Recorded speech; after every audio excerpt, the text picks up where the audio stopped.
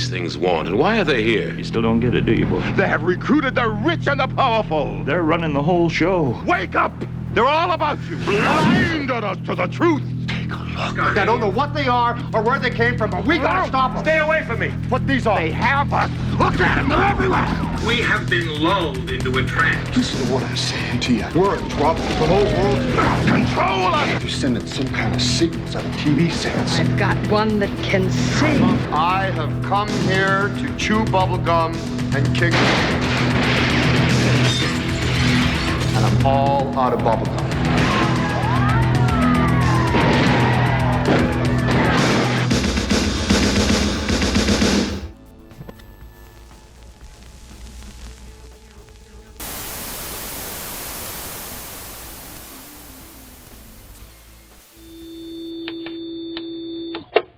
They Live is a 1988 movie directed by John Carpenter and written by Ray Nelson and John Carpenter. It stars Roddy Piper as Nada, a homeless transient just looking for work. For the record, I don't think his name is ever mentioned, but he is credited as Nada, so for simplicity's sake, I'll just roll with that. We see him out and looking for work when he walks by a street preacher, talking about the corporate overlords who secretly control us. Why do we worship greed?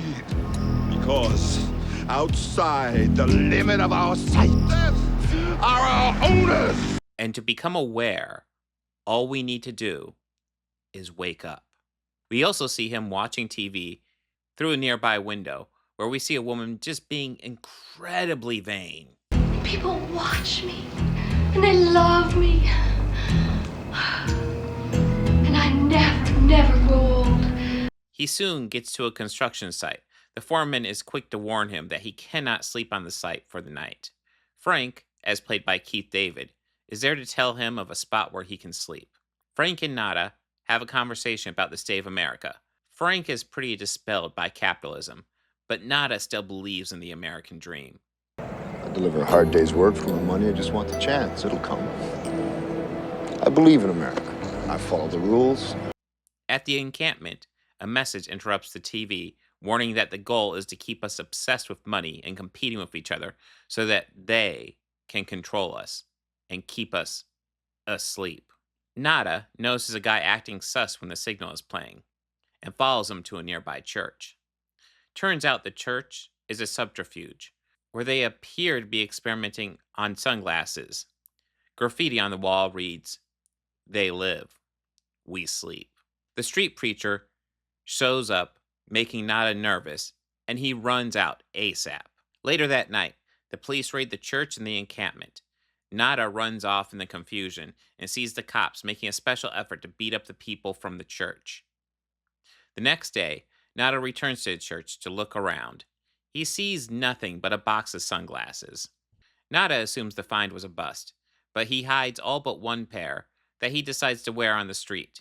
He is quickly seeing messages hidden everywhere, like obey, marry and reproduce, no independent thought, consume, watch TV, and of course, stay asleep. Then he sees a well-dressed man who is clearly not human, but appears human if you don't wear the sunglasses. And he also sees that money is labeled, "This is your God." The sunglasses show most people as normal, but some appear to be alien, especially those in powerful positions. Given this new information being thrown at him very quickly, Nada begins calling out what he sees, which makes the aliens aware of him and reporting him. You're okay. This one, real fucking ugly. You know what you need? You need a Brazilian plastic surgeon. I've got one that can see. Aliens try to stop him. He gets a hold of a gun and starts gunning down every alien he sees. I have come here to chew bubblegum and kick ass.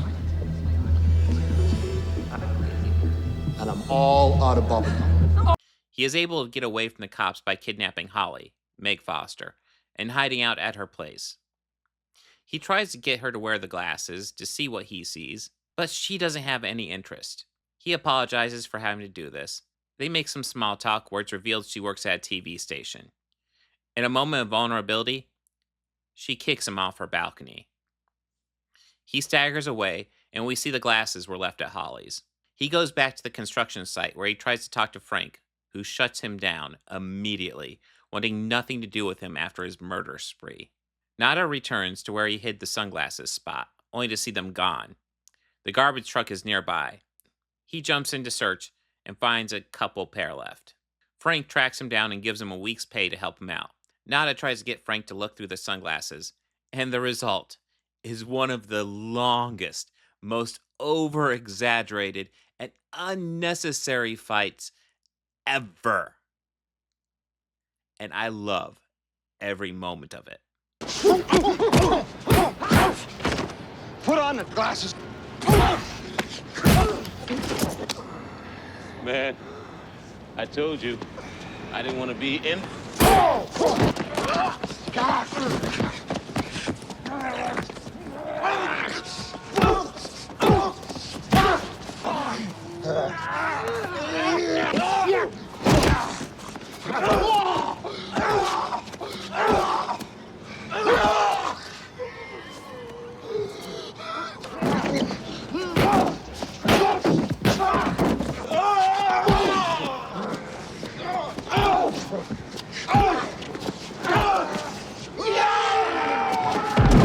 Eventually, Frank sees the aliens, and the two get a hotel room to hold up for the night.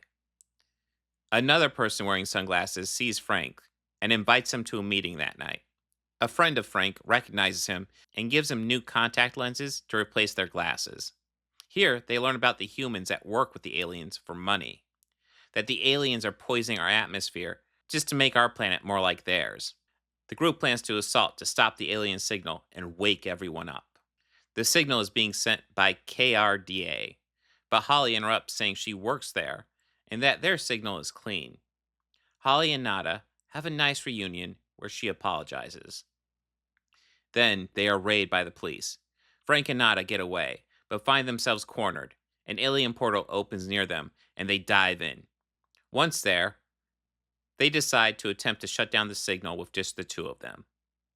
They encounter a fancy dinner where aliens thank the human collaborators and point out just how much money they made for helping them.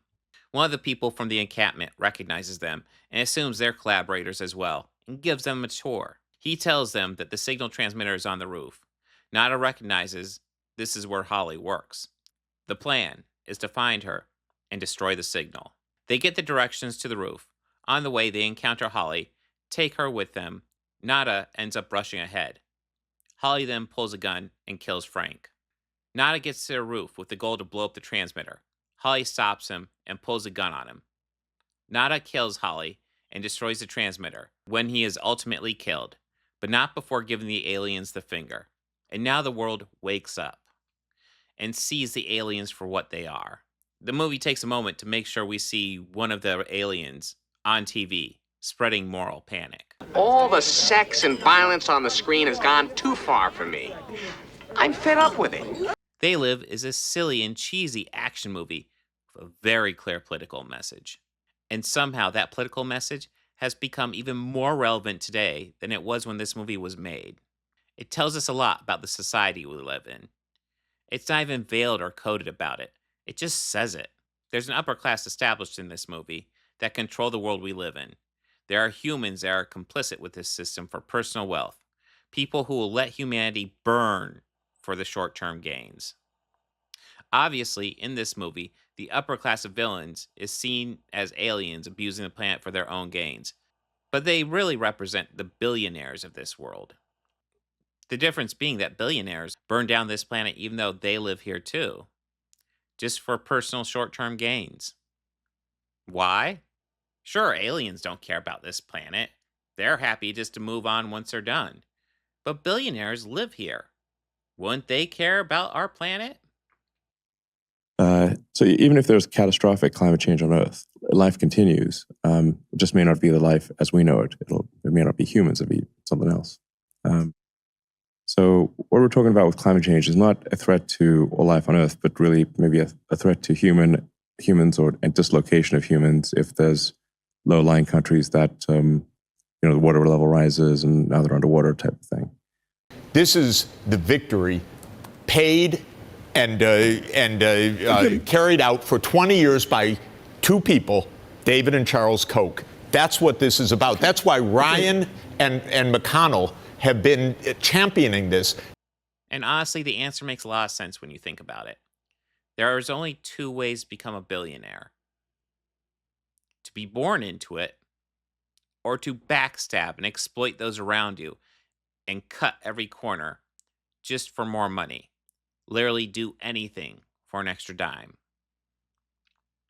This is why there are no ethical billionaires. Some are better than others, sure, but no one can become a billionaire and not do something despicable to get there. The key to maintaining wealth is to keep the middle class and lower class unaware, or as this movie says, stay asleep. What tools do they use to keep us asleep? Movie tells us: bigotry. Believe it or not, people, I welcome migrants to the United States of America with open arms. And by open arms, I mean like this. It is absolutely wild times. It really, really is. And, you know, there's a lot going on. Like, I don't know if you guys know this, but there's literally a floating island of garbage in the middle of the ocean right now. Yeah. I think it's called Puerto Rico. I have no time and no patience for groups of individuals who want to blame all the problems that they think they may or may not be facing on some boogeyman called white supremacy or systematic racism, because they think it's much easier to blame something else for your problems instead of maybe the fact that, well, blacks in this country commit an insanely high amount of crime, that 73% of blacks are born out of wedlock, blacks only graduate from high school at a rate of 69% nationwide, the fact that 93% of black homicide victims are killed by other blacks, the fact that 40% of cop killers are black despite black males being 6.6% of the United States population. But I suppose it's much easier to blame systematic racism or the police or white supremacy or just some nebulous boogeyman out there in the distance floating around invisible yet ever present instead of addressing the problems that face your own community. Moral panics.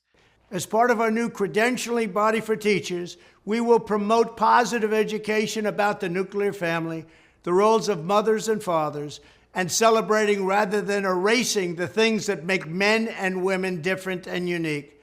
I will ask Congress to pass a bill establishing that the only genders recognized by the United States government are male and female, and they are assigned at birth. As it concerns Doctor Who as a delivery mechanism for the message. Now watch how they frame this. Then there's the criticism that Doctor Who is a show that appeals to children and that a queer actor playing the Doctor will reach more kids than ever with its new home on D+. Again, to state the obvious, no one cares what an adult pretender does in their private time as long as it's legal. But parents, specifically, might care what that actor is trying to tell them within the show. Back to the article, which is a disturbing idea to homophobes. Davies sees the show's wider reach as an opportunity to open people's minds. I think if you're 6 years old, you don't care. Not at all, says the childless man. Well, the parents might care. Mindless TV garbage. I have great respect for you. I have great respect for your tenacity, for the fact that you just don't give up.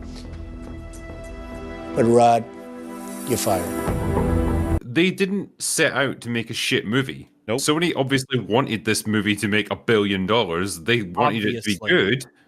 So they clearly did care about providing a good experience for the end user, the audience. They just weren't able to deliver it. Whose fault is that? Is it theirs or is it the creatives? Or is it both? Or why would they have meddled so much if they didn't care? Consumerism. When it comes to great steaks, I've just raised the stakes. The Sharper Image is one of my favorite stores with fantastic products of all kinds. That's why I'm thrilled they agree with me. Trump steaks are the world's greatest steaks, and I mean that in every sense of the word.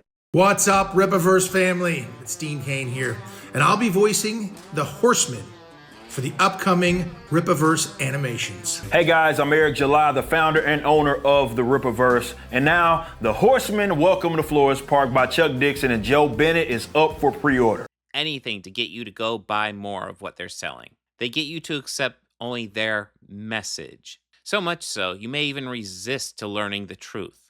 This movie couldn't have predicted how the internet would create massive bubbles of outrage and hate, filled with lies and bigotry. A bubble we now know had Russian money being dumped into it.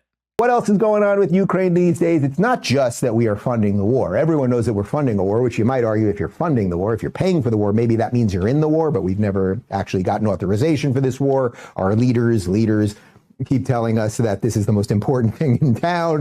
This is psychotic. Ukraine is the enemy of this country. Ukraine is our enemy, being funded by the Democrats. I will stress this again. One of the greatest enemies of our nation right now is Ukraine. Ukraine is the greatest threat to this nation and to the world. We should rescind all funding and financing, pull out all military support, and we should apologize to Russia. The primary goal of this is to push the illusion that young men, mainly white men, are losing their place in the world. Alex Jones, Jordan Peterson, Ben Shapiro, Tim Pool, Lauren Chen, The Blaze, Russell Brand, Joe Rogan, Andrew Tate, Matt Walsh, Breitbart, That Park Place, Bounty in the Comics, and yes, people like Critical Drinker and Nerdrotic. Everyone in that bubble just cares about selling outrage to keep you from focusing on the real problems in this country. They do it to keep you asleep. Why do they make the country they live in worse? Short-term gains. These are people that don't care about the world, and they just want money. It's what makes them grifters. But there is one grifter who has sold the ultimate grift. He grifted his way into the White House twice now. King grifter himself, Donald Trump. His campaigns in 2016 and 2020 were fairly bad, but his 2024 campaign was 99% racism and sexism and just outright bigotry. In Springfield, they're eating the dogs, the people that came in. They're eating the cats. The othering of other people, just to keep the rest of the middle and lower class focused on them, to keep them asleep. The grift is obvious to anyone paying attention. I don't need to do a deep dive to point out how the guy who did a fake university, who rips off every person he can get away with, the guy who admits to raping women, the guy who pushed the idea of executing the Central Park Five, the guy who was unwilling to condemn the KKK, and that's just the big stuff off the top of my head. Yes, that guy's a fucking grifter. Here's the scary thing.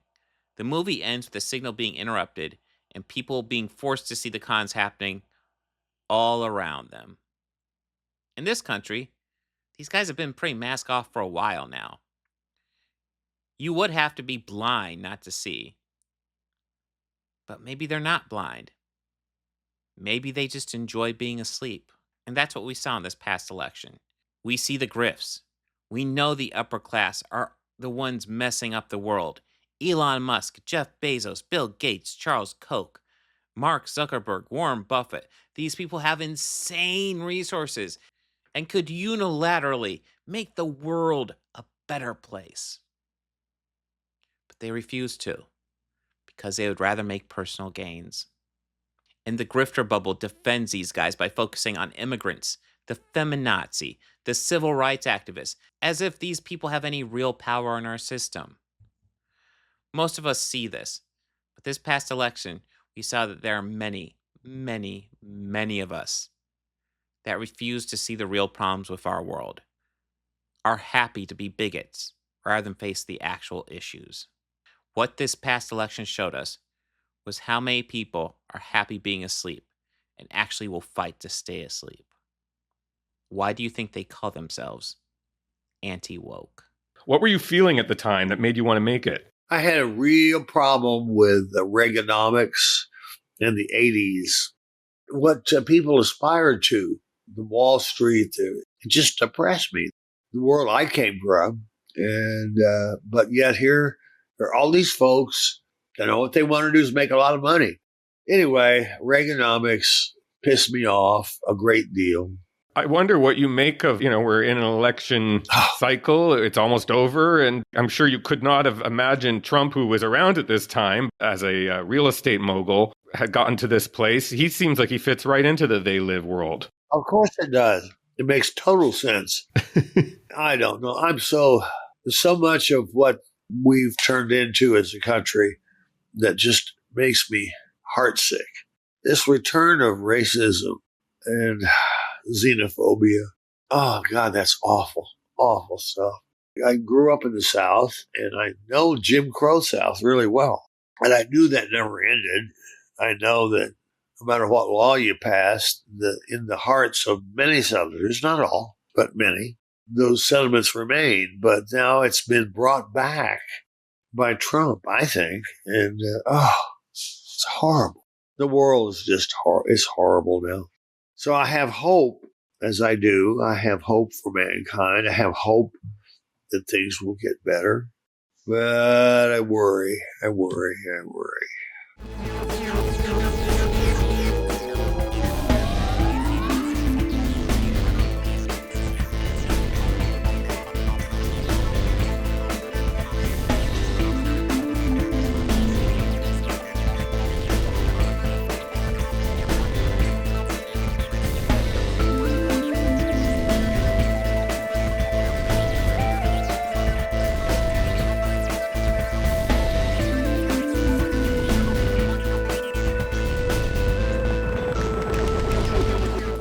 Books, records, films, these things matter. Call me shallow. It's the fucking truth.